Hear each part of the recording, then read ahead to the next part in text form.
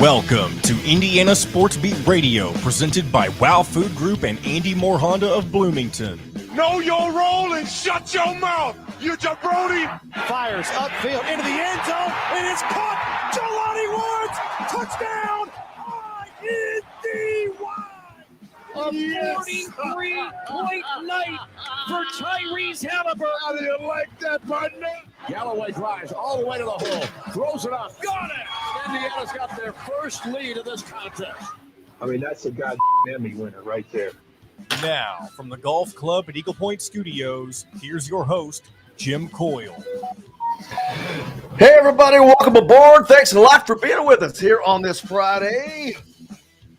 We've reached the final end of the week, midway point of the month, September 15th. Big show planned as always. Finish the Friday out as we head into the sports weekend. Lots to get to. John Boy, who was on the program today? Coming up in the first hour, we'll be visited by our friend Travis Miller from Boiler Upload. Talk all things Indiana and Purdue football. And then we'll be talking with Zach Osterman in the second hour about Indiana's upcoming matchup with Louisville and probably plenty of other things as well. Lots to get to. Yep, looking forward to that. Zach Osterman from Indy Star, Travis Miller, Boiler Upload. Find out about the Boilers and the Syracuse this weekend. That should be an interesting game. I'm telling you, both these games this weekend for Indiana and Purdue, I think they should both be interesting. Syracuse is not a bad team. The only thing they have going against them is they're playing on the road. Louisville, Indiana, playing in a neutral site, of course. The Hoosiers are a 10-point dog to the Cardinals. We'll see if that's right or not. Looking forward to it. Taven Jackson's first real start as the guy. So we'll find out. But we'll talk about that and a lot more as those guys join us later on. Plenty to get to as well across the sports scene. Want to start out with something that's, I don't know if I should call it funny. I guess nothing is ever funny, but we don't talk about hockey much. But I've got to find this back. Here we go.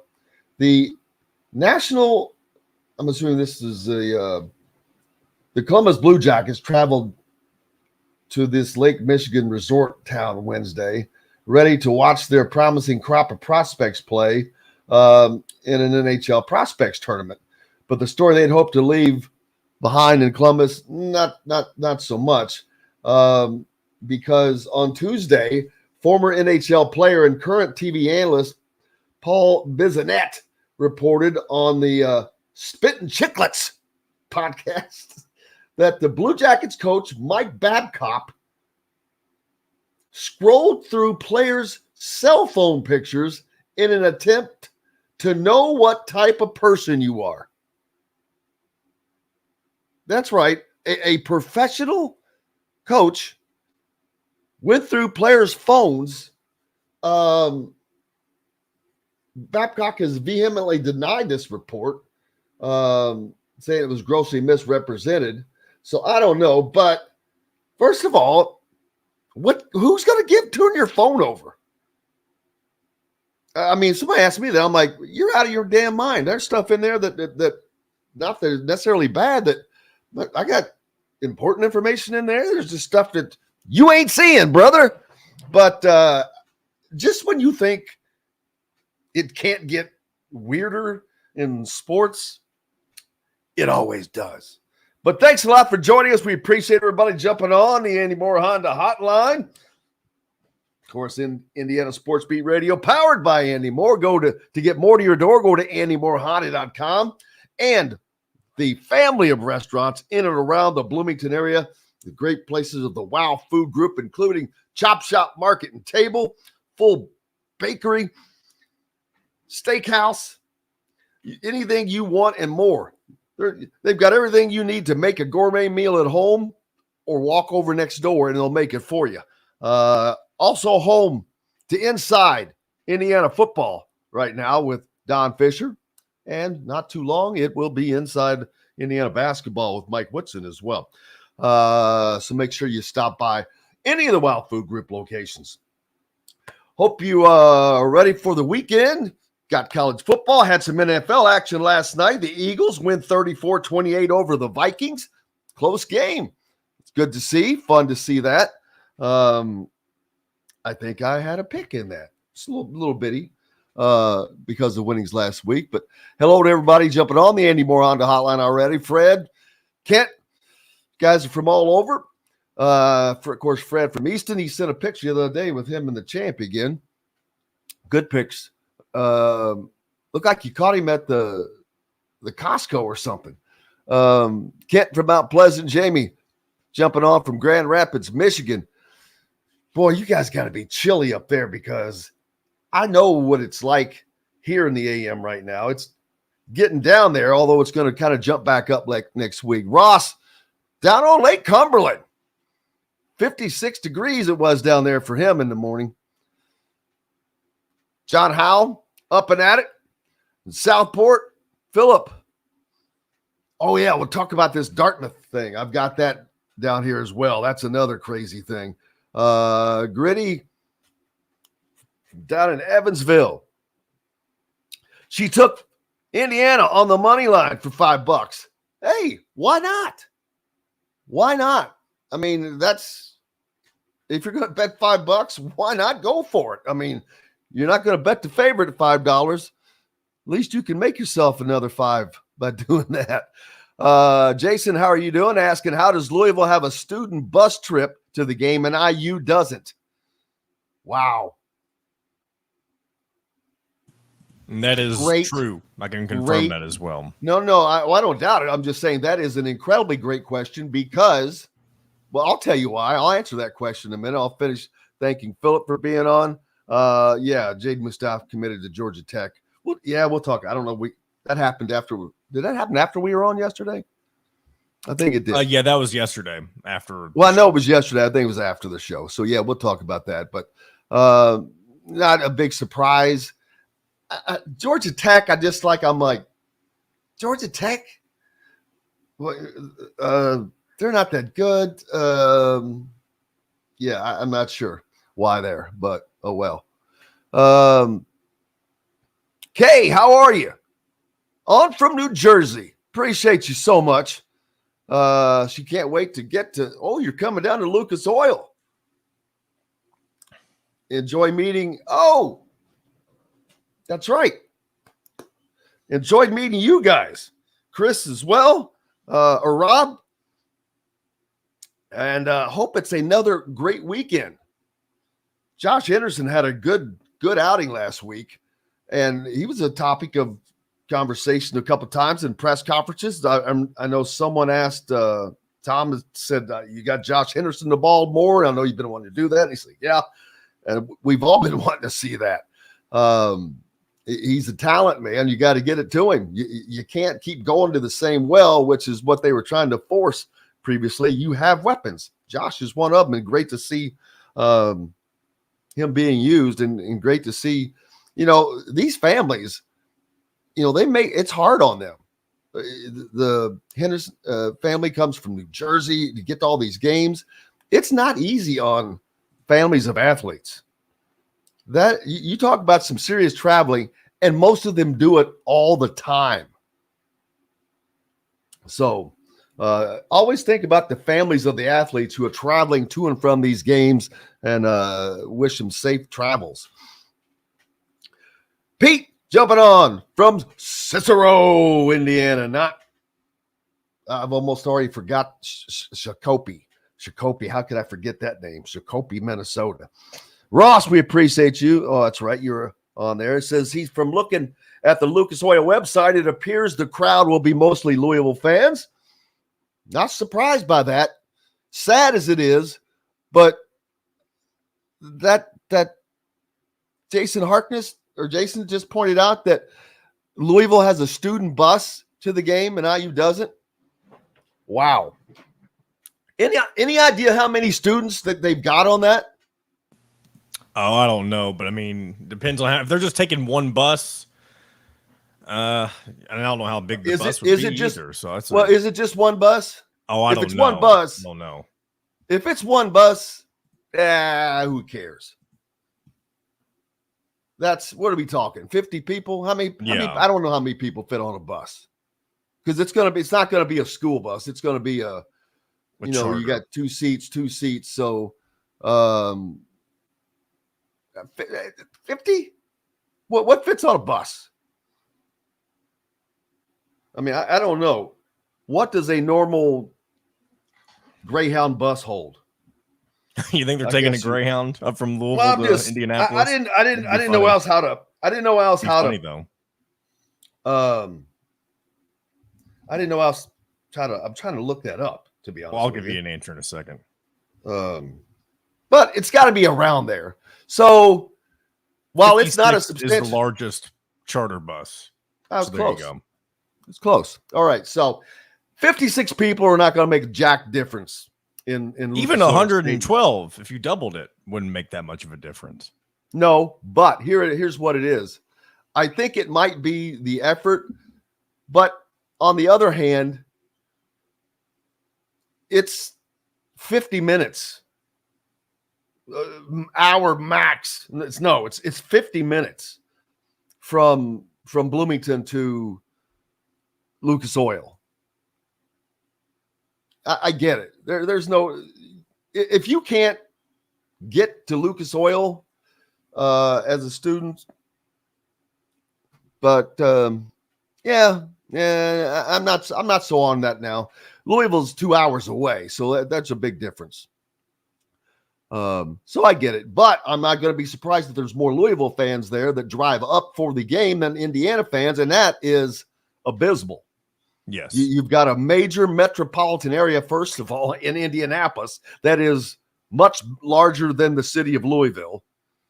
You've got all these surrounding areas. You've got Fort Wayne that's outside, not just outside of Indianapolis, but, close enough. Kokomo,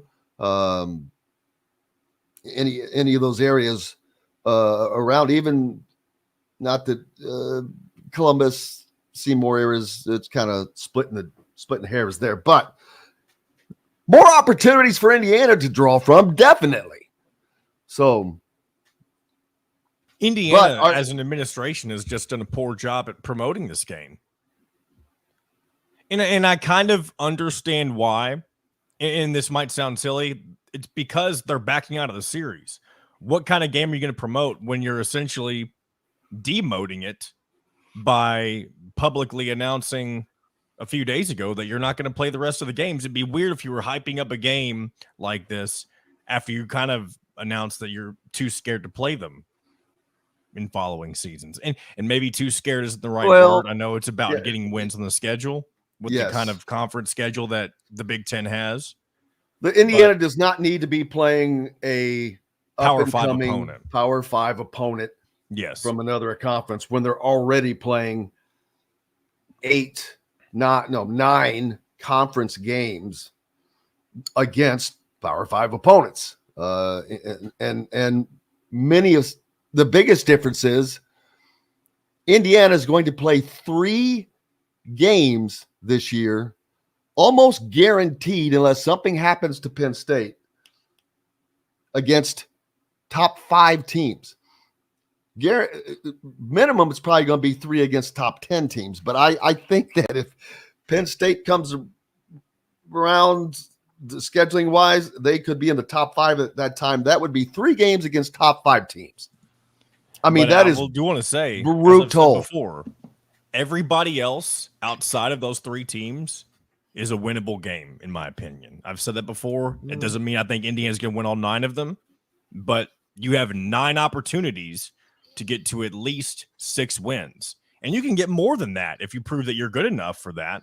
But again, you have 9 opportunities, which means you have a chance for 3 mistakes in those 9 opportunities to get to bowl eligibility if you're Tom Allen. I think that's inexcusable if you don't. So we'll just have to see how it plays out. Andrew, jumping on. Good to see you last night, Doc. Playing trivia. I ended up playing trivia last night. You want to talk about random? I was at the here at the Eagle Point, and they have a trivia night outside on every couple of weeks, I guess. And it just happened to be that night. It was the Thursday night men's golf league. And we were watching, they're down to it was the finals 16 players. So we were kind of watching that, and didn't get to do any heckling. They don't let you heckle. Imagine that. Because, man, when we're playing normally, they heckle the crap out of us when we're coming up at the end. But we didn't get to do that. I wanted to make it like it was Phoenix. We've got to take a break. Lots more to get to on the program today. Travis Miller from Boiler Upload. We'll get you updated on what Purdue's got coming up. Zach Osterman from the Indy Star in the second hour. Lots to talk about. Trent Sisley with a crazy visit schedule coming up, an IU target. In addition to Kansas, now on the Jalen Harrelson bandwagon. That and much more here on Indiana Sports Beat Radio, brought to you by Chop Shop Market Table, right after this. We'll be right back to the Golf Club at Eagle Point Studios for more Indiana Sports Beat Radio with Jim Coyle, presented by Wow Food Group and Andy Moore Honda of Bloomington. In the market. Oh, I got to and through. What? To and through the Phil Mickelson part of my book. Oh, okay.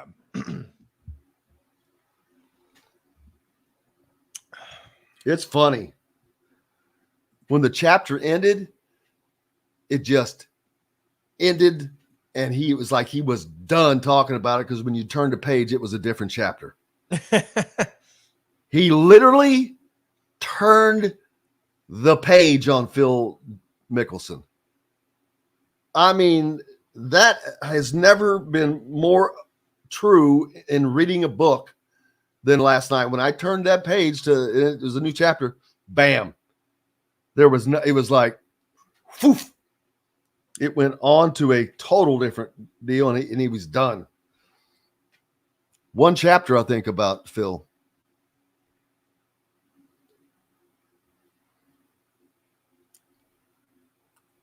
$1 billion he bet. That's nuts. Well, not only is it nuts, Bill Walters said, he doesn't know anyone that has bet more than he has, because his bets were not just for himself. They were running this gigantic betting thing, which he has bet billions of dollars. He said, the only person that I know that has bet more than Phil Mickelson is me. You don't know. That's saying something unbelievable. I wish I would have got to know this dude and got to go to work for him. I'd go to work for him right now. I'm not lying. I'd quit this, everything. Boom. Would you leave it to me? Very possible. It'd be in good hands.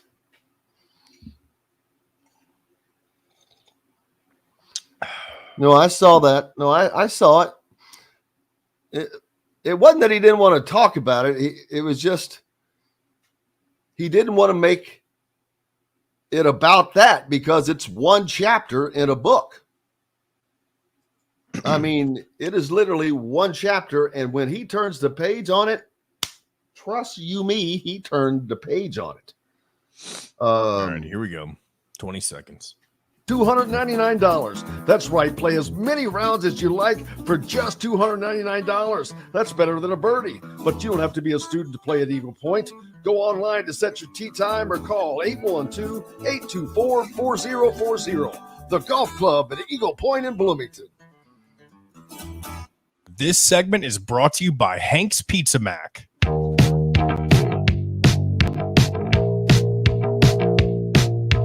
Now back to the Golf Club at Eagle Point Studios for more Indiana Sports Beat Radio with Jim Coyle, presented by Wow Food Group and Andy Moore Honda of Bloomington. Welcome back. Friday, baby. It is time for the weekend. And that's never, ever a bad thing. Of course, we're brought to you by the Wild Food Group, and Hank's Pizza Mac, located out on the north side of town. Former Swingin' Pizza. Get your tot bowls, Mackenzie Holmes Mac Bows, and some good pizzas as well. Looking forward to this weekend. Lots of games. And, I'll tell you, Colorado, baby. Right back in the middle of it. But this time it's not Deion that has stirred this pot. And again, I put this under, I just talked about the Columbus Blue Jackets hockey coach going through people's phones.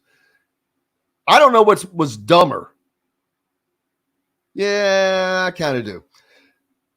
The coach of Colorado State, who plays Colorado this weekend, Jay Norvell? Yeah, Jay Norvell. He put a bullseye on his team's back. They're already an underdog in that game. And as far as I don't know what the spread was in it, but they're playing at Colorado. So you're on the road playing against the hottest story in college football. And you don't feel you have enough going against you. So you want to throw rocks. And that's exactly what he did. He threw rocks at Deion Sanders, which I'm not, saying Deion's the greatest thing in the world. It's neither here nor there. But what Norvell did was moronic. And what he did was he basically called Deion out by saying, when I sat down with ESPN, and when I sit down with somebody, I take off my hat and sunglasses. My mama taught me better. Ooh. Oops. Whoops. I have a comment on that, and it's let me tell you the worst word in that one first, though. When he brought mama into it, yep, that's going to cost him an ass whipping. It will. I gotta say though, and there's a high likelihood that this is incorrect, but I heard a theory yesterday that those comments were staged to get press talking about Colorado State football and not just Deion Sanders. You're a 24-point underdog. You're a 24-point underdog. What do you want? What do you want people saying? Your coach is stupid and your team's not good, because that was a stupid thing to do. First of all, what is Colorado State's record? Have they done decent so far? I guess probably being a 20-something point underdog, we're probably not doing too hot. No, I don't. Let's take a look here. Whatever reason. Yeah, I don't. The record is not. I'm looking at the draft. They're 0-1. They've only played one game. So they've only had one opportunity to get their butts whipped. Yeah. Let me see what that game was, too, while I'm thinking about it. I'm surprised they've only played one game. They have a game. They played Washington State, lost 50-24. So, yeah, they're not going to be favored in this game. Wow. They're not going to have much of a chance. Okay, so stop yourself right there. They gave up 50, would say 54? 50 points. They gave up 50 points to Eastern Washington or Washington State? Washington State. Okay. Even so, they gave up 50 points to a middling, at best, Washington State team. What in the hell is Colorado going to do to them at home? I don't know if that's fair to say about Washington State just yet, because they're undefeated, but they may be a middling team. They're in the top 25. They're number 23 right now. Are they? Yeah. Well, who'd they beat besides this? They beat Wisconsin last week. At Wisconsin. Or no, that was last year that they were at Wisconsin. They played them at home this year. Yep. Beat them by either 9 way. It's a good start for Washington State, but Colorado, if I'm not mistaken, is ranked a little higher, which rankings don't mean exact. I get that, but it was just stupid. Why are you going to do that? I mean, guess what? If he was doing it to get people talking about Colorado State, it will not be in a positive way, and especially if they get beat by 30. No one's going to mention Colorado State again the rest of the year. They won't mention Jay Norvell until they announce that Jay Norvell has been fired by Colorado State. Doesn't Indiana have Colorado State on the schedule in a couple of years? I know they do at some point. I don't know how soon it is. If they do, that would be surprisingly stupid. They just got out of a Power 5. Colorado State's not Power schedule. 5. They're in the Mountain West, which is the Western equivalent of like For the now. American Athletic Conference. And that's true. You very well could see all of those teams in the Pac-12 in the future. But again, But it's not. Yeah, I get it. But dumb. Regardless of which, switching over to college basketball, Jalen Harrelson, offered by your friend Bill Self yesterday. Kansas Jayhawks getting into the Jalen Harrelson business, as he sent out on his Twitter account. After a great conversation, I am blessed to receive a Division I offer from the University of Kansas. Thanks to the coaching staff for this opportunity. And that was it. And you notice that it is the University of Kansas, but they use KU. And there's a lot of schools that do that in that Midwest. I think Colorado is the same. I think that they're the University of Colorado, but they use CU. It's weird. I don't understand that, but and a lot of people I spoke about this a long time ago. A lot of people think Kansas uses KU because to distinct between UK, and that's completely not true. Kansas was a more formidable basketball program before Kentucky was. I'd have to go back and research it again because I forget why they do that. There is a reason, but there are several of those Midwest teams that do that.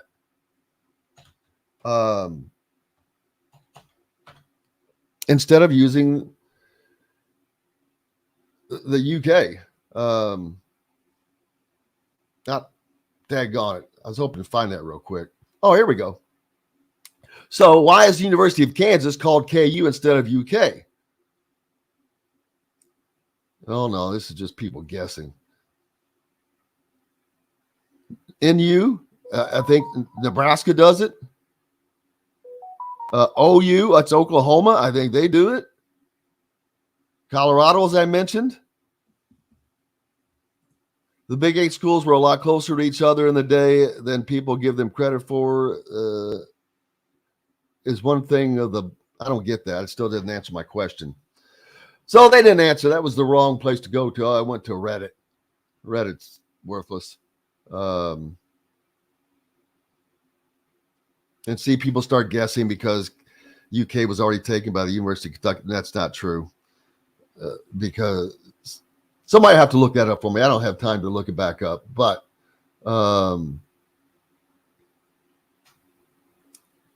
forget. There's a reason why, but because it's not just them. It's several, like I said, of those old Big 8 schools. Jalen Harrelson offered by Kansas. That's not a surprise. Who wouldn't offer? Well, I mean, who wouldn't want to offer him? He's a freak of a point guard, but you're going to be wasting your time unless you're an Indiana, Kansas, a Duke, or someone along those lines, or maybe Georgia Tech. Just kidding. Trent Sisley, also on the you want to talk about a schedule for that young man. Trent has had in this week Tom Izzo and I believe his entire staff to watch him. Someone else was already in as well, and they brought a staff earlier in the week trying to get to my Here we go. Yeah. Let's see. Iowa. Fran McCaffrey came in this week. Yesterday, Indiana's Brian Walsh saw Trent, but also, as did Matt Painter from Purdue. Izzo was in on Monday. Fran and an assistant, I don't know if they were on Monday or Tuesday. Northwestern was yesterday morning. Brian Walsh was yesterday. Matt Painter was yesterday. And then he's got a schedule coming up. Creighton may be coming up. Micah Shrewsbury from Notre Dame, we'll see him next week. I put all this out on a tweet that when I received all that. But then his visit's coming up. He's going to be gone for 7 out of 6 weekends, visiting virtually every place that he can go that are on his visiting schedule, and it's a lot. You can figure about every major program that is offering him, including, of course, that includes Indiana and Kentucky or Purdue. But his schedule coming up, where is that? Daggone it. Keep losing my things that I had sent up, but he's going to be going to Madison, Wisconsin this weekend. Then the following weekend, he will be visiting Indiana. I can't remember where he's going after that. I sent that out on a message somewhere yesterday, but I've got too many messages that but 7 out of 6 weekends he's on visits, going to Iowa.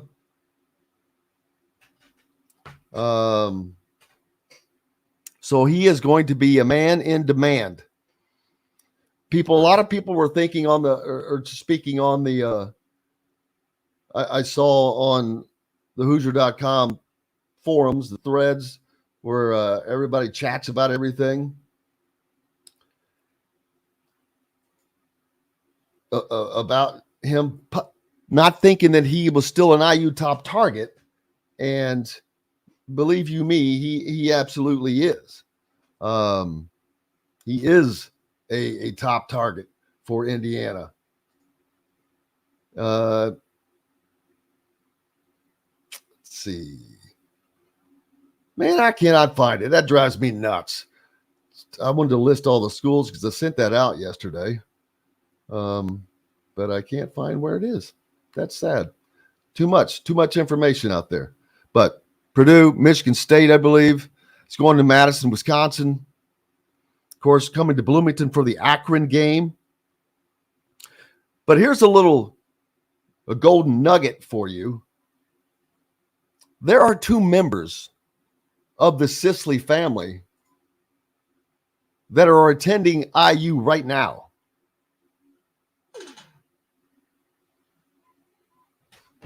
So, not that always matters, but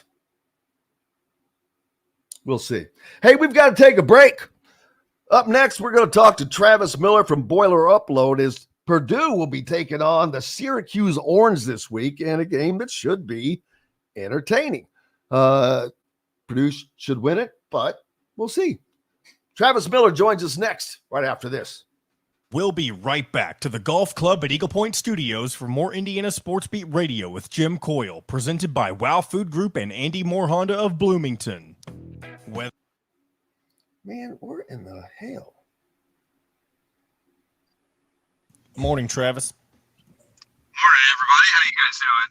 Oh, you're having that audio issue again that we had a little bit. Yeah, let me turn off the Bluetooth then and if this does anything. There you go. All right. Your Much better. your headphones must be, but mic must be busted. That any better now? Yes. Oh yes. Oh, good. That's good to hear. Damn it! I sent this out in 3 different places, and I cannot find it in one. Your camera's frozen, but your audio sounds better. I will say, though, your camera is not moving. Heard you guys talking Sicily. I know my guy Corey is going to try and talk to him. I think it's this coming week and have something on him. I just sent. That makes me so mad. I sent that out into like 3 different. It was on the board. I sent it out as a tweet. His visits, where he's going. Oh, there it is. Freaking I should have put that in a. Yeah, I've got. He's going to Wisconsin this Saturday. He comes back to Bloomington the following Saturday for the Akron game. He goes to Iowa the weekend after that. He goes to Michigan State the weekend after that. He goes to Purdue the weekend after that. Takes a weekend off, and then he goes up to Notre Dame. There's some good crossover. How you doing, brother? I'm good. How about you guys? Can't complain. What do you think in Syracuse this weekend? It's going to be interesting. I think it'll be a relatively close game. Syracuse really hadn't played anybody. And Purdue's at least been tested the first couple of weeks, so you just don't know what you're going to see. How good is that Virginia Tech team? They're okay. I don't think that I would say they're mid to low when it comes to the Big Ten. I know they're probably a little bit better than last year, but it's definitely the type of game that if Purdue wanted to go to a bowl game, they needed to win. And it was good to see them get it, especially after a 6-hour rain delay. Oh, yeah. See, that's what sucked. I record all the games. I didn't get to watch that game, and I wanted to watch it. And it went up to the delay, and then they go to do whatever, and it just records whatever's on. I'm like, that's bull crap. But I don't think know by if the end it had been on 4. I think by the end it had been on 4 different networks. All right, here we go, guys. Just for catering or a total event package, you can trust that you're making the right choice with Garnish Catering. Visit garnishcatering.com. That's garnishcatering.com. Garnish Catering is a proud partner of WOW Food Group. This segment is brought to you by Remax Advanced Realty, Indie Home Pros team by Cheryl Sizemore. Now back to the Golf Club at Eagle Point Studios for more Indiana Sports Beat Radio with Jim Coyle, presented by WOW Food Group and Andy Moore Honda of Bloomington. Welcome back, Indiana Sports Beat Radio here on this Friday, baby. Game weekend, September 15th. We're halfway through. Travis Miller from Boiler Upload joins us now. Purdue taking on Syracuse this weekend. Purdue now 1-1. Syracuse 2-0 on the year. A game that Purdue kind of has to win. I hate to use the word has to this early in the year. Indiana is in the same exact boat. The Louisville game is a kind of have to win if you have thoughts of reaching that 6-win plateau. Purdue's schedule, if you play it all out, it might be a little easier, but they have Michigan and Ohio State on the schedule as well. So this is just one of those games, with this one being at home, definite. It's an 80% must win, whatever you want to call that, I guess you'd say. I would say it makes things easier with making the postseason. I think Purdue's got an advantage over Indiana there just by virtue of playing the Big Ten West here in the final season of the Big Ten West. And who knows what games will, I'm sure next year they'll be adding teams in the middle of the season and changing games for us as the Big Ten expands further west. So, but anyway, I think it's a game that Purdue can win. It'll be an interesting challenge, and I think a victory would make us fans pretty satisfied, just because most of us would have taken a 2-1 run through a pretty tricky non-conference slate. Not terribly challenging. It's not like you're playing Alabama, Georgia, and Clemson in a row, but it's also not like you're playing Indiana State, Ball State, and some other MAC team. So I think it'll be a good game. It'll be a good test for Purdue going into the Big Ten season. And a win, I think, makes a bowl relatively likely given who they've got to face down the road. Well, we've been talking a lot about prime, but that's been Deion Sanders. But Purdue playing in prime time this week under the lights as Ross-Ade Stadium getting lit for the first time since the renovations, right? Are the renovations complete? They're in a process right now. The south end zone was completed here in the off season, so they've got the new student section there underneath the scoreboard.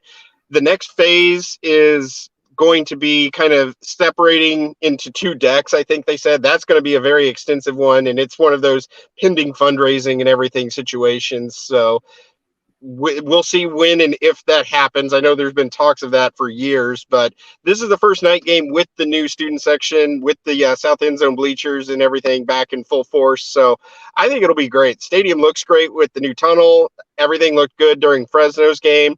And it's actually 2 night games in a row for them because they host Wisconsin next Friday night under the lights there. That ought to be a fun one. As Purdue enters this final non-conference matchup with, like I said, a 1-1 record, it's going to be a clash with the Syracuse team. But this was a great game last year. Right. And so while the participants, there's been a lot of change, obviously a coaching change. There's been a lot of player change, but it still seems like it's right at the same place. I mean, these 2 teams kind of seem like this is going to be 2 Rams going at it on a hill. Yeah, and last game was a game that Purdue really gave away in the final minute. They scored a touchdown to go up. I think it was 3 points with 50 some odd seconds to go, and everything kind of fell apart from there. I believe they committed 7 penalties in the last 50 seconds. A couple of unsportsmanlikes, a couple of pass interferences. Syracuse got down the field and scored the game-winning touchdown by completing 1 pass. So that's Indiana. That's how Indiana beat Michigan State last year, baby. Well, I'm just talking the final drive, but yeah, it was a lot of self-inflicted wounds. Yeah.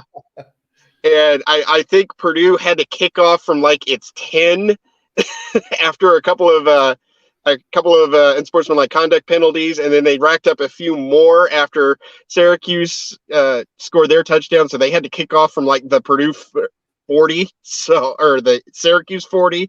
So really a lot went wrong in that final minute, and I think, like that game, it's going to be a close one.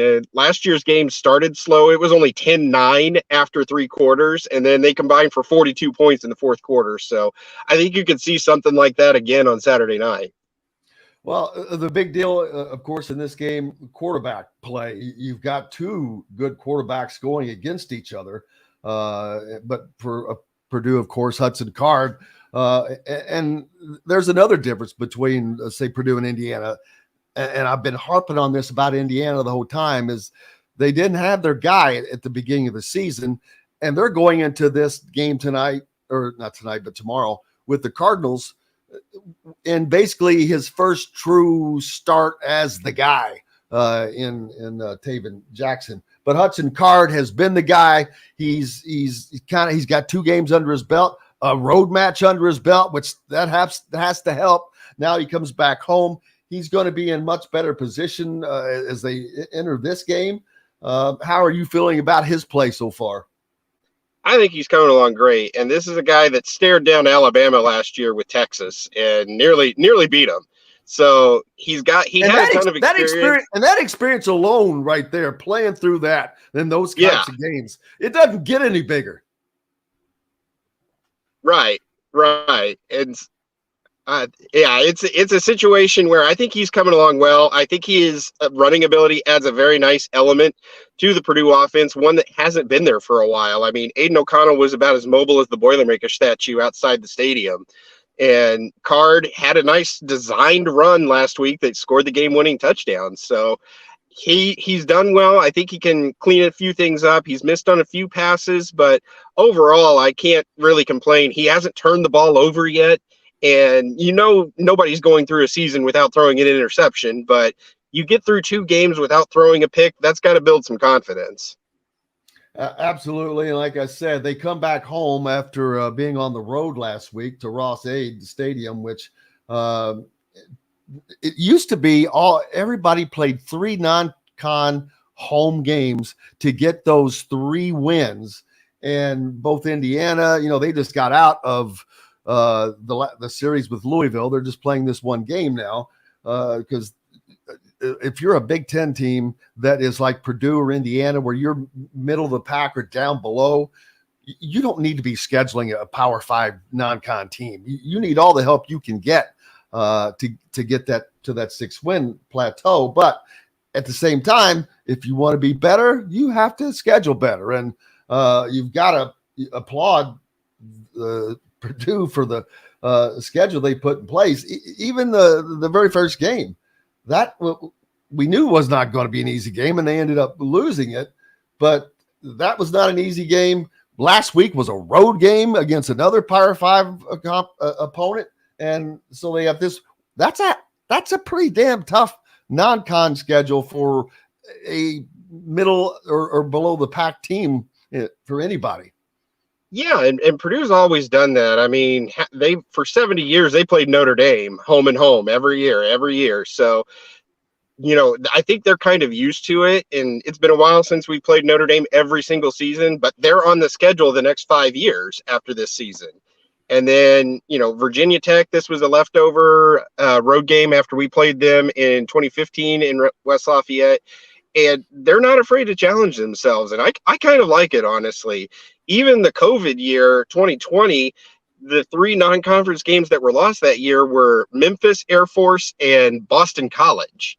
And of those 3, Boston College is probably the worst one. It was supposed to be at Boston College, but Memphis, I think, was coming off of a 10 or 11 win season. Air Force was coming off of a 10 or 11 win season. And they were going to challenge Purdue. And it's great to see. Next year, Purdue has their return game at Oregon State. I believe they've got Indiana State on 2 of the next couple of seasons. They've got a return game coming from UConn after they went to UConn in 2021. But they've got Wake Forest, North Carolina, Ole Miss, the back end of home and homes with Vanderbilt and TCU coming up. They're not afraid to challenge themselves, and I kind of like it. I think it makes for something unique, and it makes for it's nice to see different teams come through and have those challenges. Well, and on paper, Purdue, coach-wise, they're set. You've got Ryan Walters as the head coach, who is a defensive strategist, of course, coming over from Illinois with his, what was it called? Not Air Strike. You've got Air Strike, and then you've got Graham Harrell with a quasi-air raid. It's not really the air raid, but he calls it the Air Strike defense. He has not gotten that fully implemented, I guess, yet, but it's coming along, which defense probably takes, I don't know. Usually the offense takes longer to get into place than the defense does. That's one positive thing for Indiana. Their defense has been playing great from the beginning. Where is Purdue as far as the offense and the defense matching each other? I think they're just about even. Last week, Purdue gave up a record 11 yards rushing, which is the lowest total that they have ever given up on the road. So the run defense did very, very well last week. I think the pass defense still has a ways to go, especially the secondary. But the key is being able to get off the field on third down. Purdue was not able to do that against Fresno State. They struggled in the second half, and Fresno State wore them down.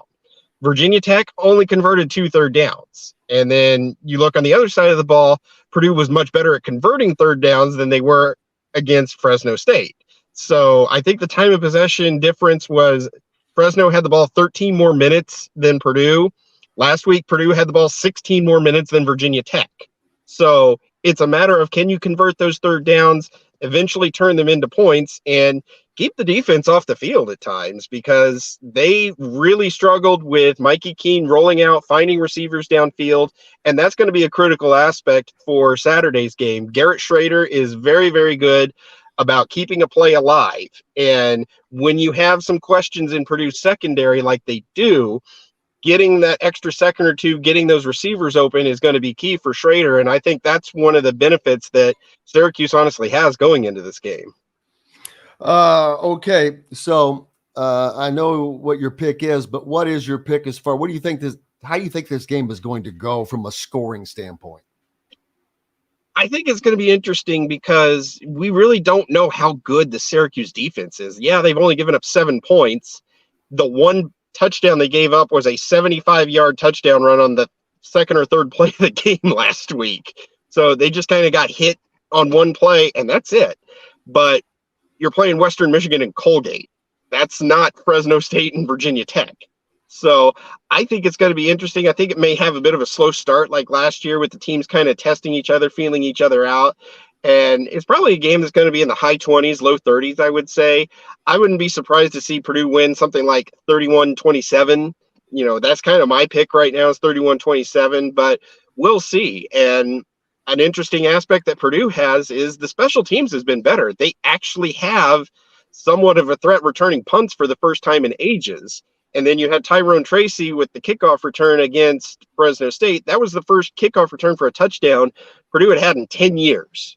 And so that is something that can be a factor and kind of change things around. And it'll be interesting to see if they could hit on a big special teams play like that. So this is a night game. I'm trying to quickly find what's the spread on this game? I think Syracuse is about a 3-point favorite. Really? Yeah. Are you not surprised by that? I'm not, just because, there's still a lot of questions about the Purdue defense and giving up 39 points to Fresno State, and they scored those points relatively easy. That's going to raise a lot of concerns until the secondary can get some stops, especially facing an experienced quarterback in Garrett Schrader. Now, last week was much better, and that was against an experienced quarterback in Grant Wells, but what team is going to show up this week? And if Purdue can get to Schrader, not let him keep plays alive with the defensive line, bottle up the running game, and control the clock like they did last week, that's going to benefit Purdue greatly. Well, yeah, in DraftKings, Purdue is a 2.5-point underdog, which little surprising, but we'll find out. Indy, I know you're not. What have you haven't seen anything from Indiana? They're playing Louisville. That's going to be an interesting game in Indianapolis. And then, of course, Trent Sisley, we mentioned earlier, going on a lot. He's got a busy schedule with visits coming up to Indiana, to Purdue as well. What's the any scatterbutt on Trent? My guy, Casey Bartley, he's going to try and talk to his coach this week and see what's going on with him. But this is how it's supposed to be. Top recruit in state, battling between Indiana and Purdue. You got obviously some out-of-state powers coming in to take a look at him. And, nobody really knows what he's going to do, but he is on Matt Painter's radar big time. And Matt Painter was down to see him yesterday.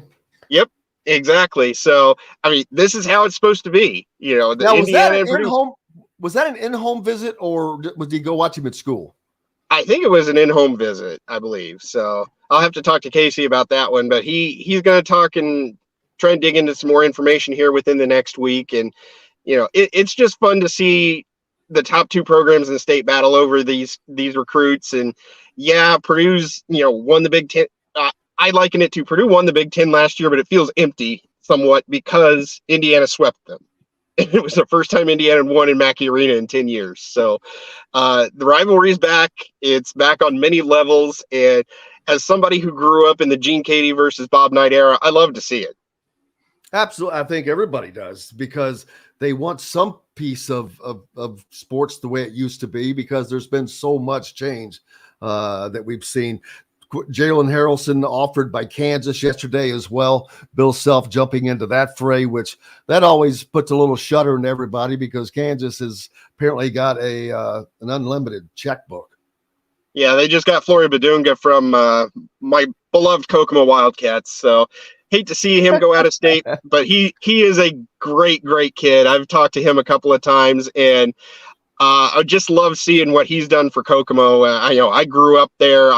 I still go to as many games as I possibly can and follow the program. And it's nice to see them among the state's elite again after, I was there under Basil Mobby. It was the bare minimum expectation was you're going to win the sectional and you're going to be in the top 20 every year. I hate Kokomo. They beat Floyd Central in the Final Four in 1989 with Pat Graham and that group. So 73-70. I was 9 years old. Not a fan, but I'm a fan of you, Travis Miller, and I appreciate you, brother, from Boiler Upload. Thank you very much. I appreciate you having me. Absolutely. Make sure you give Travis a follow, especially if you're a Boiler fan at Boiler Upload. And if you're in Fort Wayne, stay tuned. Brett Rump is up next. The second hour of Indiana Sports Beat follows right after this. We'll be right back to the Golf Club at Eagle Point Studios for more Indiana Sports Beat Radio with Jim Coyle, presented by Wow Food Group and Andy Moore Honda of Bloomington. In the market. Yeah, we've got to get a Purdue sponsor and then just start doing what's your Corey? Casey. Casey. I've got Casey written down. Get him on at a different time too and do just two different spots during the week if he wants. Yeah, he would definitely be interested. He's the main basketball guy for us, and he's actually going to have an in-season podcast with Rafael Davis this year. So that'll be nice. I'm looking forward to announcing that because I think that's going to draw a lot of eyes to our site and everything. Right. And then I'll make sure John sends you always these clips so you can post these on. He's always tagged in them on Twitter. Yeah. Yeah. I usually retweet them. I'm going to drop them into the board today and everything else. So. Okay. Do y'all have like we just got it fixed, or I just refixed it so it's down in those modules below. So there's just like a specific radio spot, for whatever. Everything that has to do with radio goes into those modules. You know I don't have anything. Well, yeah, that's okay. I see what you mean. Like the input, because that's how I embed the podcast and everything. So. Yep. Cool. All right, brother. I appreciate you. Thanks. And Floyd Central, you took me back, man. Hey, boy. As soon as you said Basil Mobby, I'm like, oh, God, man. That was my sister's senior year of high school. And as a 9-year-old, I was like, you are walking around gods because I'm worshiping these players. Dang it. I still cannot believe Floyd lost that game. It just aggravates me. That should have been Floyd Central, Pat Graham, the Gibson brothers against Todd Leary and Eric Montross. Oh, Montross handed it to us in the night game. I was going to say Montross would have done the same thing to Floyd Central, but I wanted to at least see it.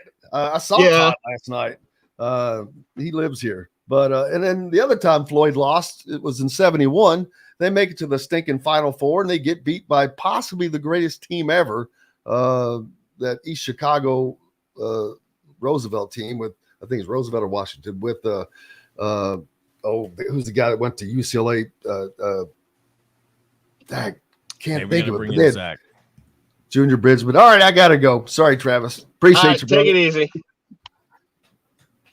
Zachary, how are you, sir? How we doing? Cannot complain. How are things with you? Fine, just bumming along. You know how it is. I do.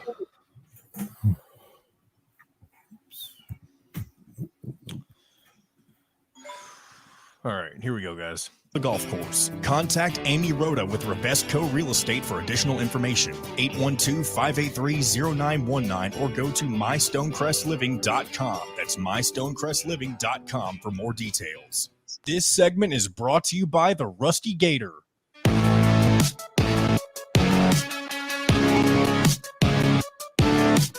Now back to the Golf Club at Eagle Point Studios for more Indiana Sports Beat Radio with Jim Coyle, presented by Wow Food Group and Andy Moore Honda of Bloomington. Welcome back, Indiana Sports Beat Radio, here on this beautiful Friday, second hour.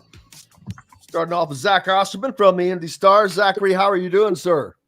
I'm good. How about you? Just looking forward to ending the week, but unfortunately it doesn't really end. We head to Indianapolis tomorrow for Indiana taking on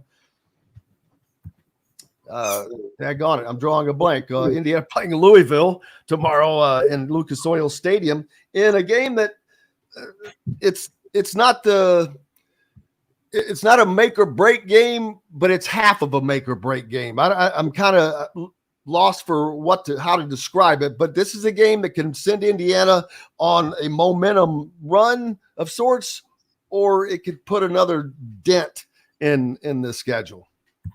No, I think it's the first of the games that I think you look at if you're Indiana and you feel like it's an opportunity, but in the same breath,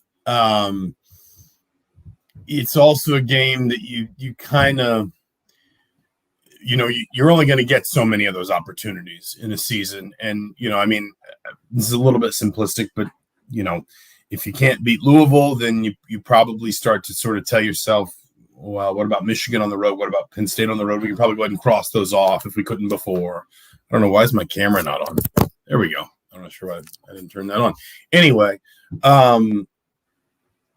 and you just start to pare down sort of those swing games that we talk about every year that are the difference between finishing 4-8 and 8-4. How many of those, not necessarily coin toss games. I think Indiana is a justifiable underdog in this game. I think it'll probably be an underdog going to Maryland, and that's understandable.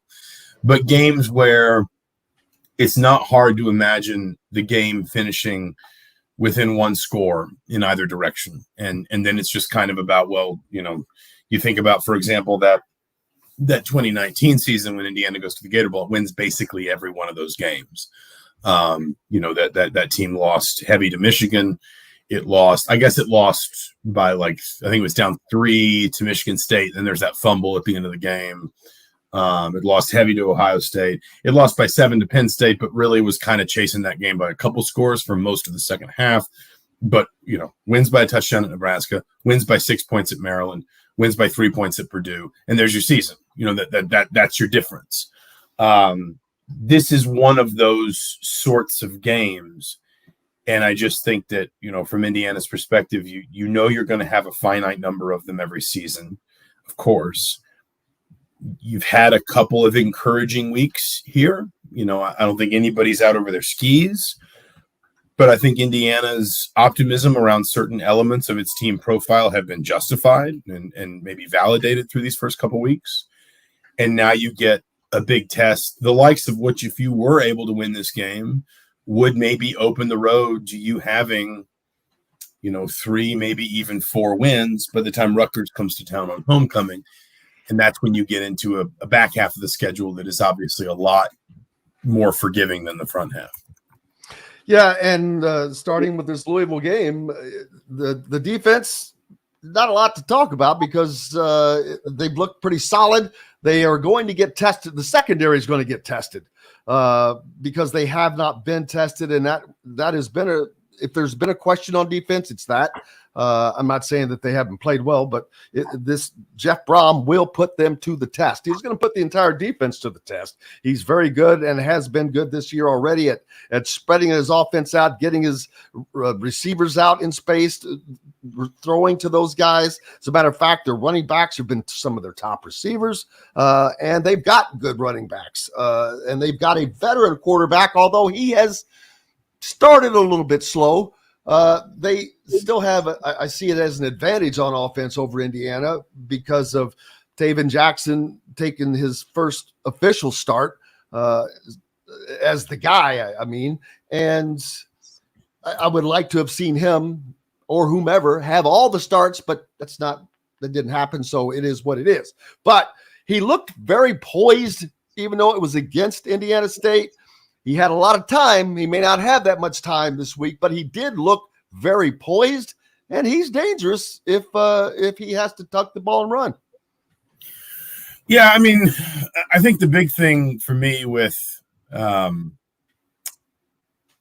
Indiana, with just kind of this matchup, is basically this is maybe going to be the best test with respect to the fact that Ohio State was probably keeping a lot of things pretty vanilla in week 1. Of just how much Indiana can limit explosive plays. Indiana's been one of the better teams in the country at explosive plays in terms of sort of like opponent I guess, explosive plays, if you want to call that, or long scrimmage plays, is how CFBstats.com defines them. Indiana is tied for 9th in the country in terms of fewest plays of 10-plus yards. They're tied for 8th in terms of plays of 20-plus yards allowed, tied for 6th in terms of plays of 30-plus yards allowed. They've only allowed one play of 30-plus yards through their first two games. And listen, I mean, all this stuff is somewhat relative. We recognize who everybody's playing, and Louisville obviously is coming in off a heavy win, but that was over an FCS opponent as well. And so you don't want to place too much weight. This is another reason why we talk about these games as swing games, is because we're probably looking to a game like this to tell us more about. Sorry, that's the dog.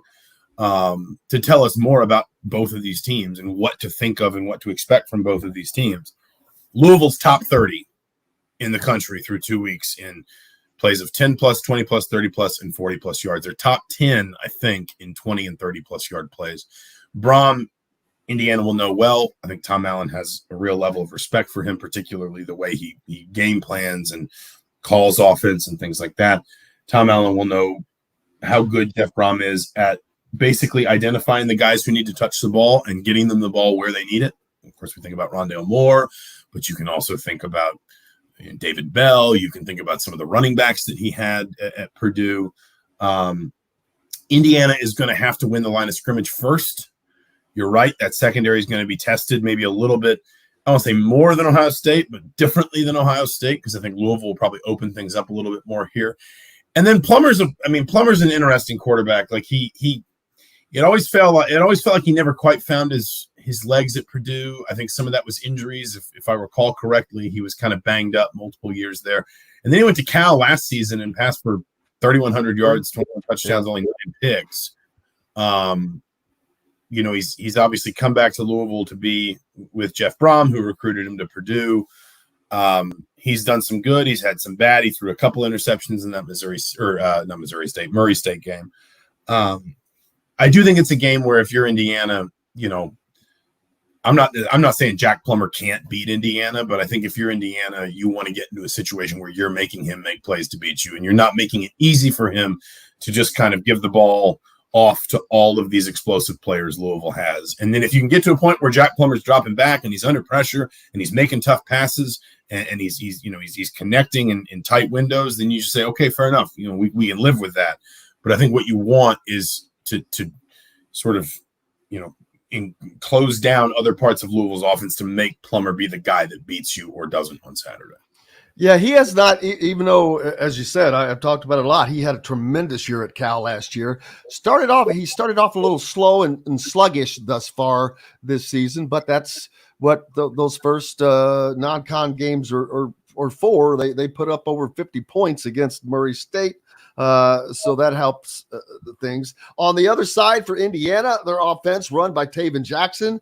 He looked poised in that game, and they, more importantly, Walt Bell opened up the offense. They got their receivers out in space, throwing the ball to them, getting the ball to Jalen Lucas outside of the tackles. And just let him do what he does. Omar Cooper was able to step up. Cam Camper's a question. They have a lot of good pieces on this offensive side of the ball. It's going to start with the offensive line that has been the Achilles heel of this team for the last 3 years or better. I think that's fair. I think the probably the question that Jeff Brom is going to have, you always kind of get trapped in your own sort of bubble looking at games like this.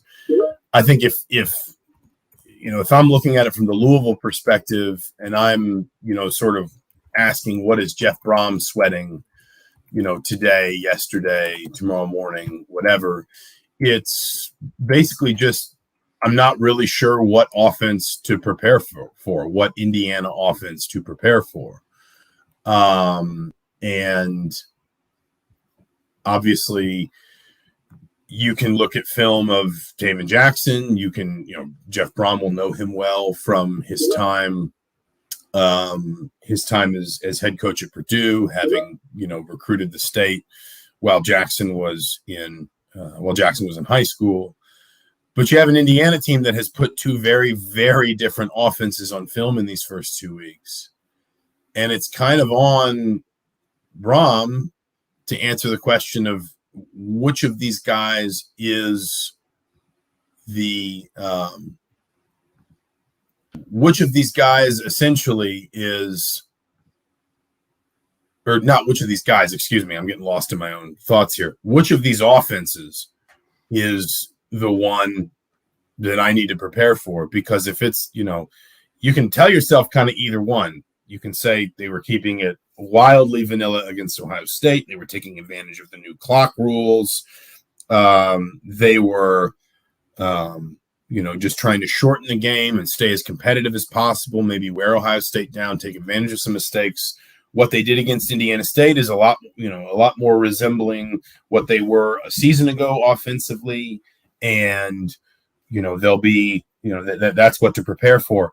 But if you don't prepare for the triple, then it can hurt you when you're not Ohio State, when you don't have the athletes in the depth of Ohio State. And if you decide that what you need to be more prepared for is the triple, is what Indiana was doing against Ohio State, you have to go all in on that. You basically have to make all your practices all the time, especially when you've got a couple extra days there, because I think Louisville played on Thursday last week.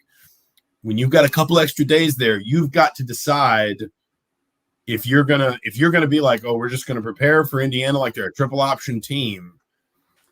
That's all you can do in practice if you do it right. And so suddenly, are you sort of forsaking the other thing? And I'm not acting like Tom Allen. I don't want to suggest Tom Allen played an absolute blinder here, but I actually do think there is real potential for the idea that in pushing his quarterback battle into the season, in almost treating Ohio State and Indiana State in a way like a 2-game preseason, right? And in putting two very different offenses on the field in weeks 1 and 2, he has given himself a real advantage and his team a real advantage going into this game, because I do think Indiana's defense is going to be tested, but this is also going to be a day where Indiana's going to have to score some points.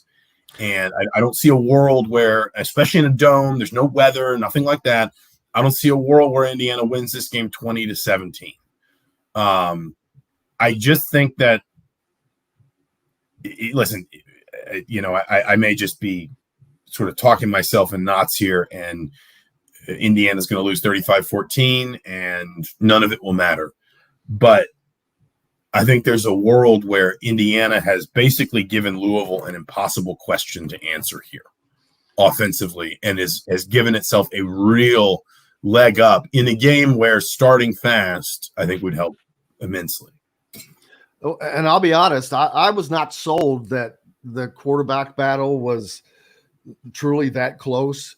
And I've changed my mind. I'm like, gee whiz, I don't think you would have you're not going to be hurting whoever is in that game. We saw Brendan Sorsby come in last week for that one play. He throws a 15-yard dart and then goes right back out. I mean, that's great to have. And the offense, adding that additional wrinkle. That's a wrinkle that Indiana has not had. They may have had it with Dexter Williams, but they didn't have throwing ability to go along with it. So does this give Indiana that extra wrinkle that the offense has not had but needed, being where they are? You're talking about the triple? The option, yeah. Possibly. I mean, I think that comes down in large part to how Indiana wants to use it. And I mean, it's a tricky thing to say go all in on the option, because you say that, and then you see, like, for example, what Georgia Tech has gone through since Paul Johnson decided to retire, which is have to remake basically an entire offensive roster, because you built a roster for such a specific, almost niche purpose, that when you want to run anything more modern, it's a lot more difficult. It's a little different to run the triple out of the gun, obviously, and it's certainly a little different to run it out of something, more of kind of a modern spread air raid type system. I think if you can do some of it, again, the problem for teams with the triple, and I made this argument I've been doing these YouTube videos, like and subscribe. Shameless plug. Absolutely. I've seen that. Make sure you do. What is the it's just my name. I think I should probably have a better name for my channel, but it's just if you search Zachary Osterman on YouTube, you'll find it. Pretty easy to do. But I made this argument around the triple, I think last week. The Indiana doesn't play a single team in Big Ten play this year that is coming off a bye going into its week against Indiana. And obviously, Ohio, not counting Ohio State, but I'm talking about once play resumes. One of the big sort of narratives that developed around the triple option when Paul Johnson had it at Georgia Tech, and obviously that was not the same offense in terms of structure, and that was very much Paul Johnson's offense. He was with June Jones at Hawaii in like the 80s, and he just saw all the run and shoot spread stuff June Jones was doing. He said, well, what if I could do that? But I could do it in the old, wing T flex bone, and I could run it out of an option system. So Paul Johnson's thing is very much his own thing. But the concept of the triple, this narrative developed around it because he was the only one to really bring it into like a modern Power 5 conference, that teams were a lot better against it coming off a bye week. And ACC teams would it always seemed anyway like they would sort of quietly politic to get a Thursday night game if they couldn't get a bye, to get a Thursday night game before they played Georgia Tech, so they'd have at least a week and a half of just like nothing but that in practice. And they'd work on some of it in the off season, they work on some of it in spring, in fall camp, and then they'd bring it in that week or that week plus. But when he only had a week to prepare, it was a real struggle because a week, as you and I both know, Jim, is really basically 3 days, 2 of them in pads. And that's not counting for the fact that you might have guys that are going to play on Saturday but can't practice during the week. And again, this is such a dramatic departure from anything you're preparing for the rest of the year. And it's so much about just like discipline, eye discipline, communication football. It's very difficult for a defense to prepare for on a short turnaround. I don't think Indiana necessarily just needs to be a complete triple option gun team, but I think keeping some of that, especially when you've seen that Taven Jackson can run it, and you've seen that it does get your other running backs or a deep running back room, I should say, involved in terms of having maybe multiple guys out there at one time. I just think it's a valuable thing to have because, again, number one, they don't play a Big Ten team the rest of the season that has a bye coming into their game against Indiana. And number two, it gives every coach, to some extent anyway, the same sort of unanswerable question that Jeff Brom's got to grapple with here, which is, what do I prepare for? Do I prepare for a team that's going to hit me with a whole bunch of option, try and build eight-minute drives, shorten games? Because you used to watch those old Paul Johnson Georgia Tech games. If Tech got up by 2 scores, the game was over because offensive coordinators would have to just start chucking the ball downfield, knowing they had to rip off these ultra-fast drives because they weren't going to – they'd go most of a quarter without getting the ball back. So do you prepare for that? Or do you prepare for he's young, but they've got an Elite 11 quarterback and they've got some really good-looking young pass catchers, and that offensive line is not as maybe self-destructive as it used to be. Suddenly Indiana poses some tough questions for opposing coaches with its offense. If it can be a little bit, I think the term coaches would use is multiple like that, and have a little bit of that, sprinkled into maybe some of what we would recognize as more like what Indiana was doing last year. Make sure you go to the Indy Star if you're not already. I'm a subscriber. Keep local papers alive. But Zach has got some things out right now, one of which is about Taven Jackson and being prepared for this moment. That's not the piece I want to talk about.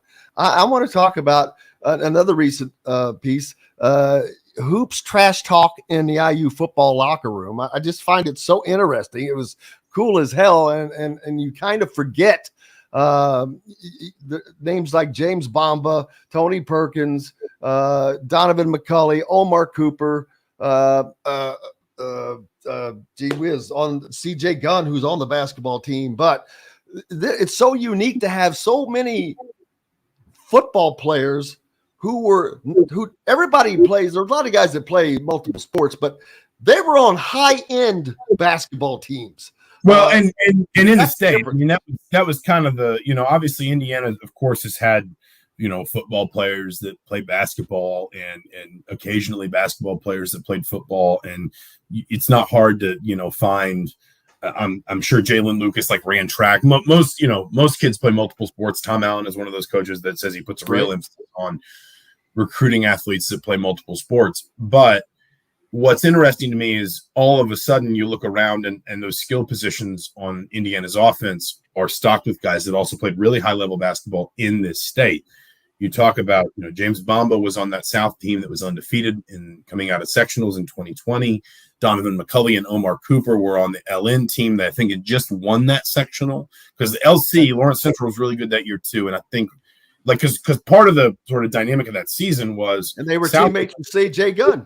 Yeah, South was undefeated, but everyone felt like Lawrence North and Lawrence Central were obviously getting tested more because of how difficult their conference was that year. Yeah. And then the sort of, I don't know, frustration or whatever was, well, if there's, the feeling is these are the three best teams in the state, but one of them's going to get eliminated in the sectional because they play in the same sectional. And it felt like it was sort of this almost kind of, Bloomington South, like Lawrence North or Lawrence Central and Bloomington South. And that was kind of the inevitable collision for the state title. And of course it never happened because of COVID and the season got canceled and everything. But it's interesting to me. Taven Jackson also played really high level, high school basketball. Everyone sort of, I don't want to say forgets, but of course you associate him with football, not just because he's a starting quarterback in Indiana, but because he was so successful as a starting quarterback of a Center Grove team that is maybe as good as any team pound for pound the state's ever seen. But he was an incredibly talented basketball player as well. And they just have, I talked to Aaron Steinfeld too. I mean, he said I don't remember the exact quote, but he basically said, you better believe I still remember putting 25 points on Taven's Center Grove team my senior year. Kids don't forget this stuff. And it's also interesting. I asked at least two or three of them about this.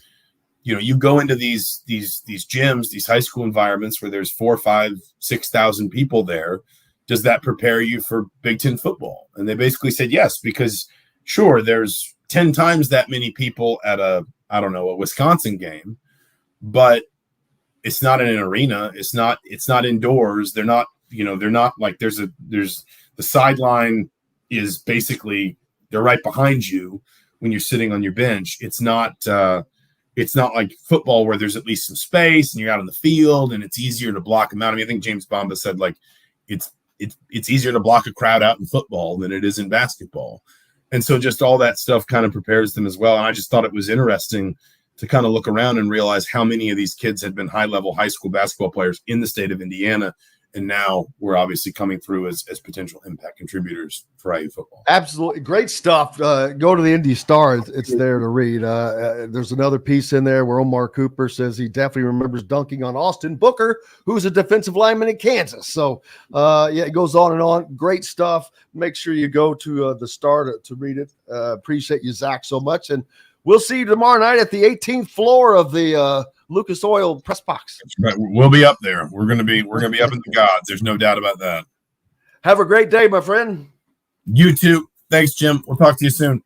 Yes, sir. Zach Osterman from the Indy Star joining us here on Indiana Sports Beat Radio, brought to you by Face Market Cellar, located at Patterson and Rogers in Bloomington, right next to Southern Stone. We'll be right back with more.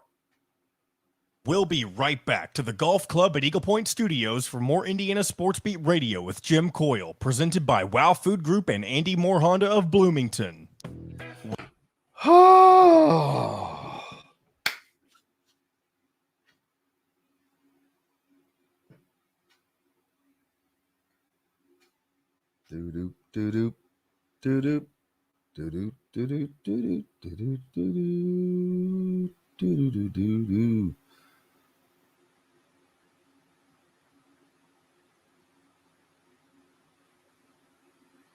Really? So you don't think Louisville scores 20?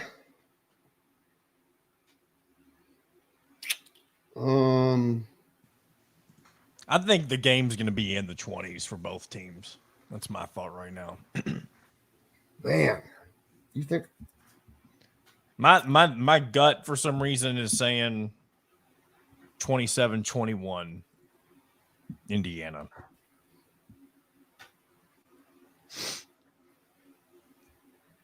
If they can hold them to 21 points,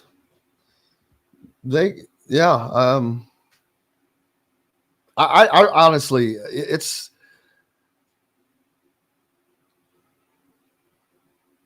I don't have enough. I need to see another game of the offense. I mean, we'll see. I mean, this is the game. After this, find out. After this week, it's going to be definitive, or at least definitive on what they need to do. If they can beat Louisville, they can. Well, and I don't know. Some people have been telling me, especially around here where I'm at, that maybe if let's say Louisville loses, I mean, maybe Louisville's not as good as they're supposed to be. I mean, the only time will tell with that. But what is Casey? Is it Casey Bartley? I don't know. That's the guy from Boiler Upload. Yeah, I don't know. Maybe he sent you an email back as well.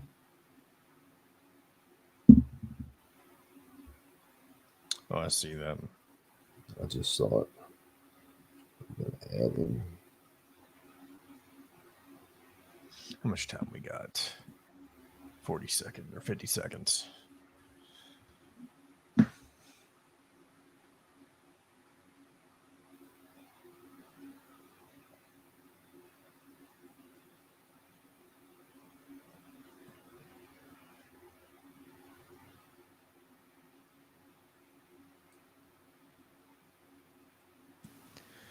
All right, here we go. Chop Shop Market and Table has the largest selection of in-house made products around and everything you need to make a gourmet meal at home. Or pick out a tomahawk steak or a grouper filet and enjoy it cooked to perfection in Chop Shop Steakhouse. Chop Shop Market and Table, a part of the Wild Food Group, is your butcher, baker, and fish house, no matter where you live. This segment is brought to you by the Ugly Grouper.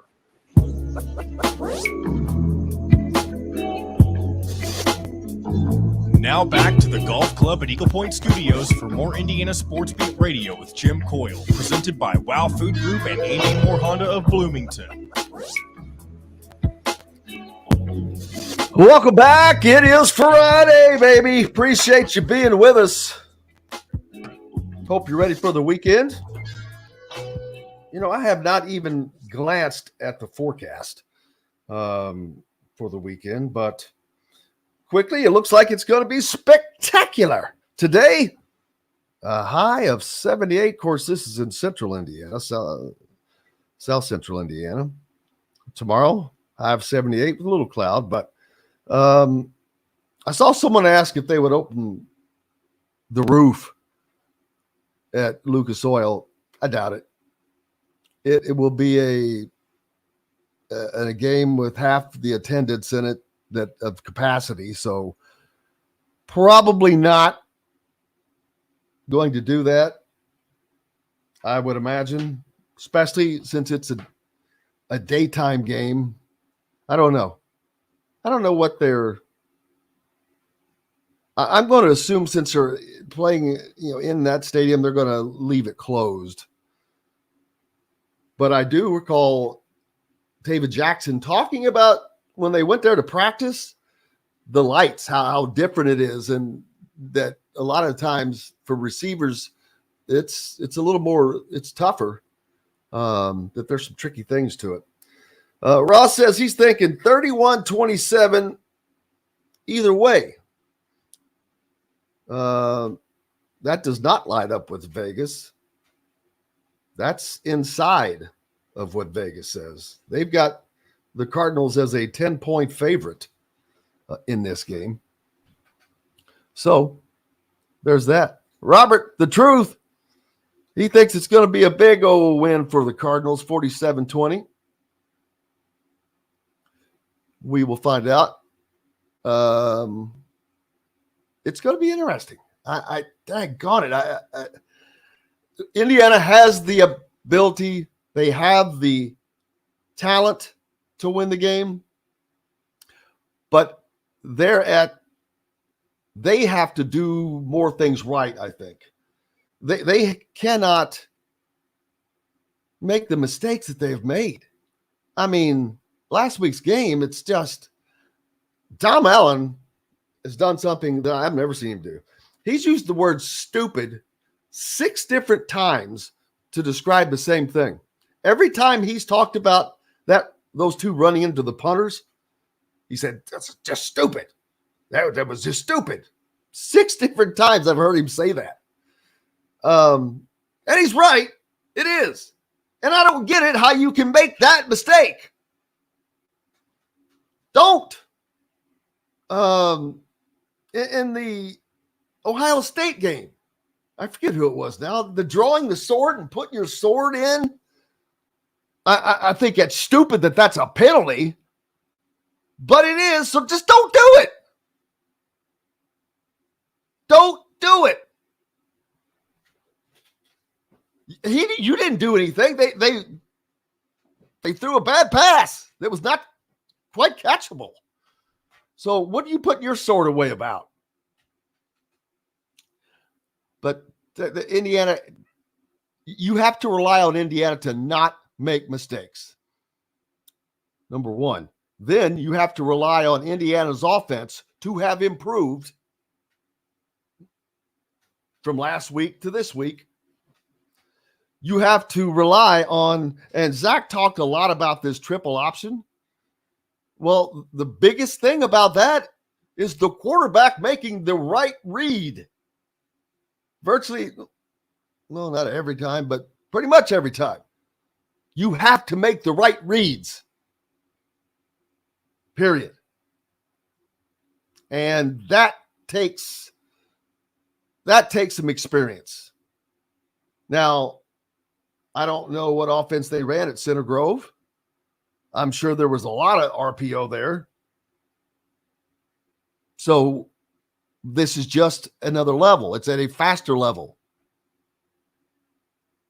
He did look poised. So maybe it will not be as much of a problem as we think. If Cam Camper can go as well, Indiana's got some weapons that Louisville has to look out for. If Indiana's offensive line can give them the time to protect, this could be a very fascinating game, folks. Lots of I guess I could wait, John, to talk recruiting. Tell me what I should do. But I'm looking forward to it. Oh, go to ESPN. You could do recruiting for a little bit if you want to. You're fine. Well, we got the picks. Let's do the picks instead. Everybody's got to, don't forget, you've got to go to ESPN and you just go in. And as soon as you go in, you'll see that to the right, right next where it says ESPN at the top, just go across where it says fantasy. You go straight down to College Pick'em 2023. I've got my picks in. I'm not telling you what they are, but I have. Now I'm wondering: do we all get the same games? You're not doing it, are you, John? If what I will do if you want, I can do them on the air if you want, but I'm probably not going to go into the app and do them. Well, then, okay, just do them on the air then. Well, I mean, give me the games. I don't have it pulled up. Oh, all right. Pulled up. Now, I'm assuming that we're all getting the same games. The people everybody that's doing this. That's the only way to keep it fair. Well, that's what I would have thought, but I thought someone mentioned a game last week that I didn't recall. But either way, all right, here we go. This week's games, and this is the best run. They give you 10, and this is the best run of games I think that they've offered up.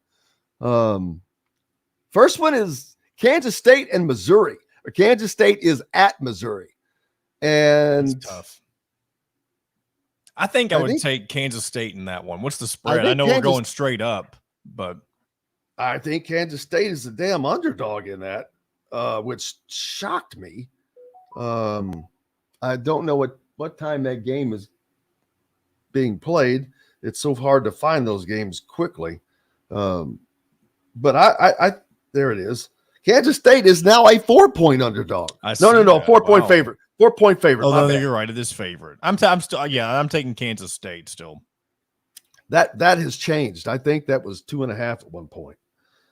So you take Kansas State. Well, the next one is LSU at Mississippi State. Interesting. I'm going to take LSU. I'm not high on them. I don't think they're amazing like they're supposed to be, but I'll take LSU. That was exactly how I felt. You know, I don't trust Kelly. I'm not sold on. I don't think he's the answer down there in Louisiana. Nope. Oh, I think he sealed his fate with that stupid accent. From that moment, buddy, you better win. Yes. Sure. After that, here's a little Big Ten mix. Minnesota travels down to Chapel Hill, down to Tobacco Road, and I'm taking Minnesota in this one. I don't know what the spread is in that right now. I know North Carolina nearly lost to Appalachian State, which I anticipated would happen last week. So yeah, I think Minnesota's pretty good. I don't know if they're the best team in the West, but who really is the best team in the West? It's always a toss-up. Iowa. Could be Iowa. I could be Minnesota. Could be one of the teams that have already lost, but who knows? Right now it's Iowa. Another Big Ten. That was another Big Ten ACC tussle. You know, there's 6 of them. There's 6 different Big Ten matchups against ACC opponents this week. And this is with one team that played a Big Ten team last week, Virginia Tech. How in the hell does Virginia Tech schedule 2 Big Ten teams to open the season? That's surprising. Wow. I mean, Purdue scheduled 2 ACC teams. Well, that's true. Rutgers over Virginia Tech, right? Yeah, Rutgers is in Piscataway. This game's in Piscataway. Yeah, I think Rutgers has improved as much as I want them to be terrible. I think they're a much better team than people probably give them credit for. So I'm going to take Rutgers in that game. Now a straight Tennessee or a SEC matchup with the Volunteers of Tennessee traveling down to the swamp. K-Bro. Here we go. Yeah, K-Bro's Gators. Not that he supports them, but he covers them. Right. I think Tennessee will go down and take care of business. That's a 6-point spread. It wouldn't surprise me if they beat them by 20. I don't think Florida's very good. Pitt, the backyard brawl, baby. Pitt and West Virginia. Oof. Pitt and West Virginia. That's a tough one. Pitt at West Virginia, the backyard brawl. This is Pitt's. They're both teams are 1-1. I know West Virginia lost to and Penn I think State. this is like a. I think this is last I remember it was like a 1-point spread. Yeah, I'm gonna. Man, that's tough. My gut keeps going back and forth. If I'm being honest, I can't make a decision, but I'm going to go with the home team, Mountaineers, West Virginia. Then we get into a game we talked about earlier. Speaking of which, Syracuse at Purdue. Syracuse at Purdue. It's kind of confusing me, just like you, Jim, that Syracuse is not the underdog in this game. I think Purdue is also going to be riding that momentum from their road win against Virginia Tech, and I think the Boilermakers will win this one. The TCU Horned Frogs who started the season getting Colorado's train underway. They travel down to visit the Houston Cougars. Houston Cougars are also 1-1. TCU's favored by 7.5. Don't really know anything about Houston. Let's see who they played in their first couple of weeks. They played UTSA and won by 3, and then they lost to Rice by 2. I'm going to take TCU in this game. The last 2 games, Fresno State, who beat Purdue in that first game, they traveled to Arizona State. And Arizona State 1-1. You know, I like the Bulldogs. I think they're an underrated. I think the Mountain West teams are usually pretty underrated in general, just because of the conference they're in. But give me Fresno State. I picked the best for last. Okay. Colorado State at Colorado. Man, best in terms of we all love seeing what Deion Sanders is doing on TV and the hoopla he's created over the first couple of weeks. But I think this will be a blowout, like we've kind of talked about today. I think 99%. they'll cover that spread. 99% has picked Colorado. Yeah, I'm trying to think of a score. It wouldn't surprise me if it's like 49-14. Like that may be too much, but it wouldn't surprise me. The only thing that's even close. Oh, damn! There are two other games that are in the. No, three other games where 90% or more pick someone. No one 99, but so there you go. There's the picks. If you haven't done it, go to it. We'll keep it up with it. We've got to take a break here. Let's see who's leading before we go to break. Got to give them the shout out again. I know that it's one of them is oh, come on, John Boy, help me. Taterology. Was he winning? Yeah, there we go. He's winning one. There's this stupid group. How did I get over there? There we go. So, what am I doing? All right, yeah. Taterology's at the top, and then Ethan P. Oh, wait a minute. There's a 4-way tie. I thought it was a 2-way tie. Maybe that was last week. So we've got 4 people tied for first at 16-4.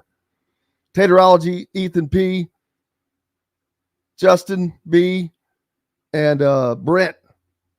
Hey, all you guys are tied. 4 of them tied at the top. And then there is a 1, 2, 3, 4, 5-way tied for second or fifth, however you want to call it. I'm in that mix. Clay R's in it. Bill's in it. Bill O. Jason. Andrew's in it. Saw Andrew last night. And that's it. So there's your tops. But get them in there, man. Get those picks. I'm thinking that maybe this could be a grand prize. I'm not sure if you can't. This is, I have in my hand, for those that are listening on radio, a beige colored Adidas backpack, which is pretty cool. And of course, we'll have some Indiana Sports Beat golf shirts, which obviously on radio you can't see, but we'll have that for a winner. And we also have a hooded sweatshirt. So, and we've got more stuff coming. We've got to take a break. We'll be back with more right after this. We'll be right back to the Golf Club at Eagle Point Studios for more Indiana Sports Beat Radio with Jim Coyle, presented by Wow Food Group and Andy Moore Honda of Bloomington. All right. The Perkaiser family's all over it, baby. Let's see. Ethan's tied for first. That's a 90. Those guys in first that's a 99.4% win percentage. They were 90% in week 2. And 2 of them were only 70% in week 1, but came back hard with that 90% run in week 2. Hello. Justin and Brent have been consistent. They've been 8-2 each week. Now, here's how you could have a bad week. Clay had a bad week in week 1. 60%. That's 6-4, man. But then he goes 90%. He's right there in the second group there with me. What did I do? I went 80-70. That first week, there was like 2 games that, but I'll be honest with you, some of these games this week,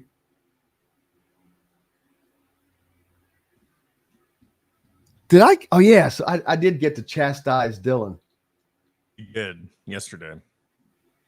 11-9, 50% on the first week, 60% on the second week. What are you doing?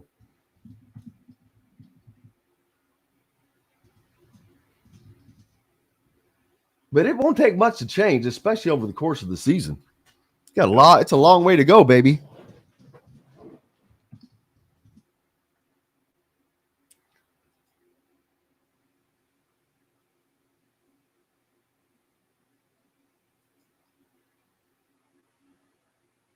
There you go. Cool. Having fun. All right. Somebody plays tonight. Somebody played. Yeah, No, Maryland does. Maryland plays tonight against Virginia. Wasn't there a college game last night? There was 2, Navy and Memphis. Yeah. And what was the other game?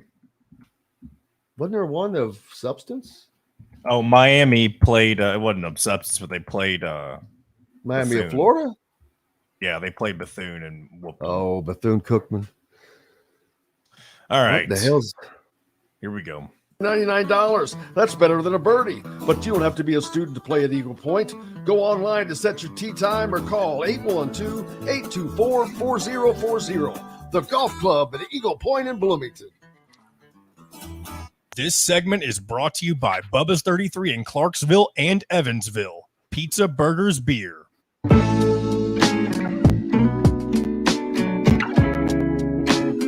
Now back to the golf club at Eagle Point Studios for more Indiana Sports Beat Radio with Jim Coyle, presented by Wow Food Group and Andy Moore Honda of Bloomington. Welcome back on this Friday, Indiana Sports Beat Radio. Jim Coyle with you. Hope you're having a good Friday, ready to get to the weekend. A slate of college games. Of course, you got NFL on the weekend. The Colts are a favorite, I believe, on the road. That still boggles my mind. I'd have to look at that, but that's crazy. They lose at home, and now they've got Houston actually a 1-point favorite right now on ESPN. Okay, well, to me, then that's an underdog, or that's a coin toss. But man, so they're basically a 2.5-point favorite. I learned that in reading my book. So they are a home team getting 2.5 points. The Colts, can the Colts go on the road and get a divisional win? After what you saw last week? Man, that would be shocking. But here's one thing we didn't mention. I heard this on a different show. The Colts, in their last 10 season openers, they've lost every single one of them. And I know this is their second game, but isn't that insane? The Colts have started 0-1 for 10 seasons you should see a row. What have they done in those last 10 seasons in the second game? Well, that's a good question. I don't know. Yeah, interesting to find out. Speaking of interesting, Dartmouth, their men's basketball players file an NR National Labor Relations Board petition to unionize. 15 Dartmouth men's basketball players are pursuing unionization, according to a petition filed with the National Labor Relations Board. The Athletic reported that yesterday. The New England-based Local 560 chapter of the Service Employees International Union filed the petition seeking an election to become the representatives of the players while excluding team managers and supervisors. No decisions have been made regarding the petition on whether an election will be held. This is not the first effort to form a union by college athletes, but it could be the first successful attempt. In 2015, you remember Northwestern football players pushed to form a union, but their case was eventually dismissed by the NLRB. There are also cases pending with the board related to college athletics right now. I mentioned this earlier in the week, I think. November hearing is scheduled for a case related issuing a complaint against the NCAA, the Pac-12, Conference and USC over unfair label practices. Now, the difference is Dartmouth and USC are both private schools. John Boy, what are your thoughts on that? I gotta say, Jim, I did not hear a word of what you just said. So, but I know you just hopped up from your desk, so that's unfortunate. Well, I was talking about players forming these players forming a union, being able to unionize. Man, yeah, I don't really know that I have much of an opinion on that kind of thing. I know you mentioned earlier Northwestern attempted to do that not too long ago. So maybe I'm not the best person to share my thoughts on something like that, but because as somebody who's indifferent, my thoughts are just, do what you want. The one thing I wouldn't want it to do is ruin the sport. And I think that's what everybody thinks whenever you're thinking about changes that happen, and especially in collegiate sports. I know we've had NIL over the last couple of years, a transfer portal and all these other things. And so far, I don't think those things have ruined the sport, but there are some people who think that they are. And honestly, I think most people who say those kinds of things are their teams are the ones that aren't succeeding from those changes. Right now, all of this is coming from private schools. USC is a private school. Dartmouth is a private school. They do not give scholarships. Gigantic difference. The NCAA has stated that athletes should not be employees and has lobbied Congress for a federal law that designates them as non-employees. In April, the NCAA president, Charlie Baker, said he believes most college athletes do not want to become employees of their school, league, or the NCAA. I don't know if that's true or not. But it could certainly be true because there may be too many downfalls to being an employee. It may end up costing you more. It may end up preventing you from doing certain things on your own. You may have to get permission, because if you're an employee, your employee can put parameters on things that you can do. And so, I'm not a sports attorney. I think we need to get either Mitt back on or our buddy down in Bedford that we've had on to talk about these things, because I'm curious. Oh yeah, Robbins. Yeah, right.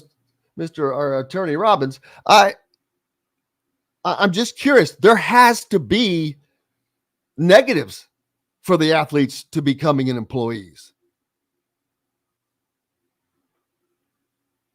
And so they're going to have to weigh this. I think here's what I think. The athletes, and this is probably going to be a majority, the athletes that are not getting the big NIL deals, the athletes that aren't getting NIL deals at all, they are the ones that might want to have this go, so they can then force a collective bargaining agreement for a distribution, a profit sharing. That is what I see the potential of that. And that's why I see the schools were going or trying to say, oh, not no, but hell no. But you've seen a lot of coaches say, hey, man, they deserve to have some of the TV money. So it's, and I'm not saying they don't. They're the product. It's there. Everybody thinks this is such a black and white issue. It's not. It is not. They are the product. They are putting their bodies on the line. They are the ones working their asses off. It's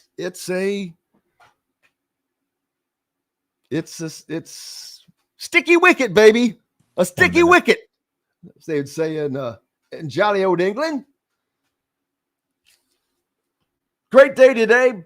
Happy to have Travis Miller from Boiler Upload on. If you're a Purdue fan, make sure you go there and keep up with what's happening in Boilerland up there. Zach Osterman from the Indy Star. Appreciate him as always joining us each Friday. Of course, John, the producer, for keeping us between the white lines. And most importantly, each and every one of you. Without you, we have no reason to be here. And we're so grateful for you. Whether you're listening on radio or on YouTube. And if you're listening on YouTube, make sure you hit subscribe, like, and notifications. We'll be back on Monday with everything that happens up in Lucas Oil Stadium, and I should hopefully be filing a report from up in Lucas Oil Stadium. And I should see you there at Lucas Oil Stadium tomorrow. That's right. Yes, we'll have party hats. That's cool right. Beans. Have a great day and a great rest of your weekend. Until Monday, I am Jim Coyle. I will see you on the radio. Thanks for listening to Indiana Sports Beat Radio. Be sure to subscribe to our YouTube page for more clips and team coverage of Indiana basketball, football, and more. You can also find full episodes and tons of other content on thehoosier.com. We'll see you next time for another edition of Indiana Sports Beat Radio.